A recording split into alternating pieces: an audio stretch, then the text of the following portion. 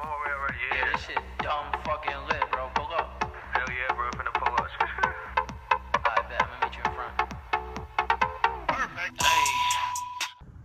What up, guys? We're with the Baja.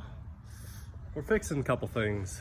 First off is I'm gonna address my, well, I already addressed my differential fluid. It was pretty bad. We're gonna put a new one in, whatever. Anyways, we have a new door lock. This little module piece took a dump,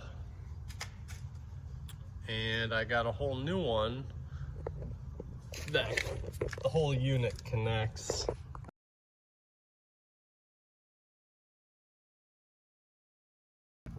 It's something like that up in there, you know? And yeah. So basically I just came in, took the two bolts off, disconnected that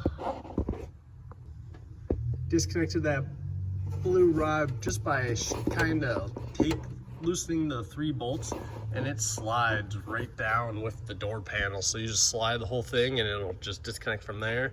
And you just gotta make sure that red or the pink one is in before you disconnect with this one. And I just kind of, let's see, it's kind of hard to do it, but I just kind of stick my finger in there with these bolts off. So I have to take these off, connect that, and then put those in.